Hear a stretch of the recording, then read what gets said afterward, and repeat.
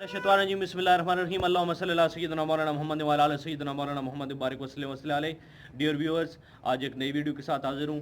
तो इससे पहले हमने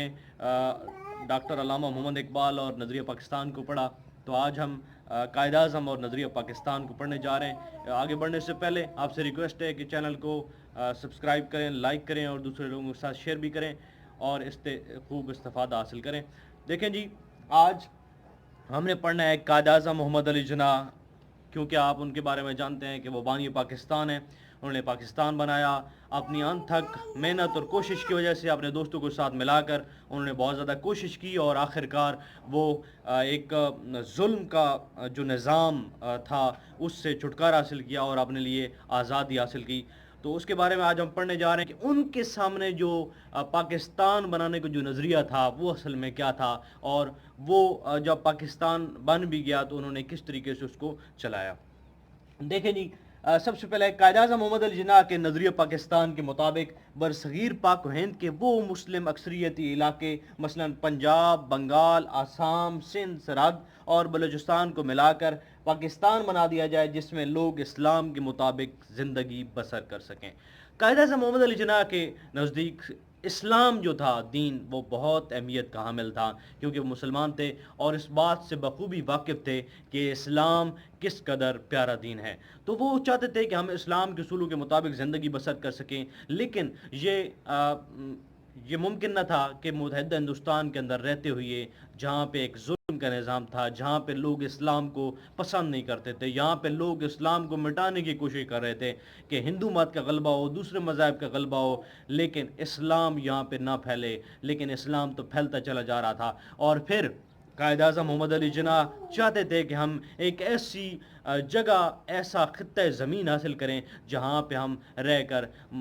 इस्लाम के उसूलों के मुताबिक ज़िंदगी बसर कर सकें। तो उन्होंने जो कहा था कि जहाँ पे मुस्लिम अक्सरियती इलाके हैं, यहाँ पे मुसलमान ज़्यादा तादाद में हैं, वो इलाके पंजाब, बंगाल, आसाम, सिंध, सरहद और बलूचिस्तान थे। तो वो कहते हैं कि इनको अलहदा करके एक सेपरेट मुल्क बना दिया जाए जहाँ पे हम उसका नाम पाकिस्तान रखें, और जो कि चौधरी रहमत अली ने जनवरी 1933 में जो है वो नाम तजवीज़ किया था एक अलहदा मुल्क का, पाकिस्तान। वो कहते हैं कि ये पाकिस्तान बना दिया जाए और हम यहाँ पे रहकर इस्लाम के उसूलों के मुताबिक ज़िंदगी बसर करें। तो नेक्स्ट चलते हैं जी, कि उन्होंने किस तरीके से वाज़ह किया अपने पैगामात में।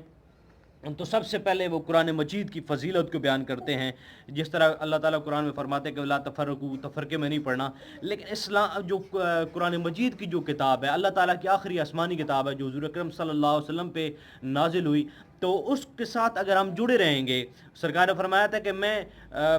आपके लिए दो चीज़ें छोड़े जा रहा हूँ, एक कुरान मजीद और एक हुज़ूर अलैहिस्सलाम की सुन्नत मुबारक। अगर उनको हम थामे रखेंगे तो हम कामयाब होंगे, अगर हम उसको छोड़ देंगे तो हम नाकाम होंगे। तो यहाँ पे कायद आज़म मोहम्मद अली जिन्ना ने कुरान मजीद की फजीलत बयान की। ये जो उन्होंने ख़ताब किया था ये 1943 में किया था, 1943 में, और मुस्लिम लीग का ये इजलास था, उसके अंदर उन्होंने ख़ताब फरमाया। उन्होंने कहा कि वो कौन सा रिश्ता है जिससे मुंसलिक होने के बाद मुसलमान जस्द वाहिद की तरह हैं, एक जिस्म की तरह हैं, और वो कौन सी चट्टान है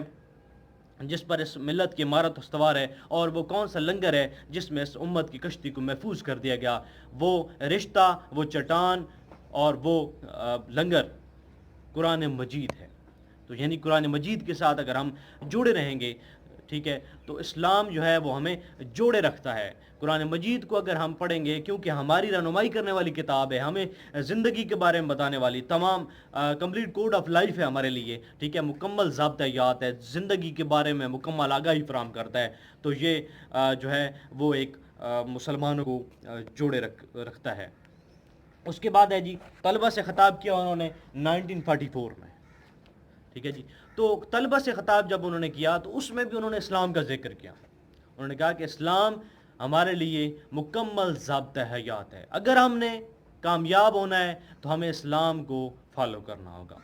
उसके बाद इस्लाम का बुनियादी मुतालबा उन्होंने अलीगढ़ में ख़ताब करते हुए फरमाया कि ये जो पाकिस्तान की ज़मीन हमने हासिल की, या हमने आज़ादी हासिल की, इसके पीछे क्या चीज़ थी, इसके पीछे मुहर्रिकात क्या थे, इसके पीछे वजह क्या थी, रीज़न बिहाइंड एवरीथिंग। इसके पीछे जो वजह है वो क्या है تو اس میں وہ کہتے ہیں کہ نہ ہی ہندوؤں کی تنگ نظری تھی اور نہ ہی انگریزوں کی چال تھی، بلکہ یہ اسلام کا بنیادی مطالبہ تھا جس کی وجہ سے ہم نے یہ خطہ زمین حاصل کیا۔ اس کے بعد اسلام کا بنیادی مطالبہ کے بعد افسران سے خطاب انہوں نے کیا۔ اب پاکستان جب بنا، افسران، کیونکہ دیکھیں جب پاکستان بنا اس وقت بہت زیادہ مسائل تھے، ہمارے پاس دفاتر نہیں تھے، ہمارے پاس پڑھے لکھے لوگ نہیں تھے، ہمارے پاس اسٹیشنری نہیں تھی، ہمارے پاس کچھ بھی نہیں تھا، ہم بالکل بے سر و سامانی کے عالم میں تھے۔ تو اس وقت کیا ضرورت تھی، کیا چیز تھی جو ہمیں جوڑ کے رکھ سکتی تھی، کیا چیز تھی جو ہمیں استحکام بخش سکتی تھی، اور کیا چیز تھی جو اس پاکستان کو چلانے میں مددگار و معاون ثابت ہوتی؟ تو یہاں پہ ہمارے پاس جذبہ ایمانی تھا، یہاں پہ ہمارے پاس ایک آزادی کی تڑپ تھی، آزادی کی خوشی، اس میں ہم نے محنت کرنی تھی، اپنے آپ کو جگانا تھا۔ تو یہاں پہ افسران سے جب انہوں نے خطاب کیا، انہوں نے کہا کہ ہم 10 سال کے لیے جس چیز کے لیے کوشاں تھے وہ آج الحمدللہ ہم نے حاصل کر لی، ہم نے ایک علیحدہ وطن حاصل کر لیا، اور اب ہم نے اپنی عوام کو مایوسی کے چکر سے باہر نکالنا ہے، اب ہم نے محنت اور لگن سے کام کرنا ہے، اور ہم نے جو ہے وہ انصاف مہیا کرنا ہے لوگوں کو۔ اس کے بعد نظریہ پاکستان کی وضاحت یہ قائد اعظم محمد علی جناح نے جو کی، تو اسلام نظریہ پاکستان ہے کیا، اس کی انہوں نے وضاحت کر دی۔ اب تو وہ کہتے ہیں کہ ہم نے یہ زمین کا جو ٹکڑا ہے، یہ خطہ ہے، یہ محض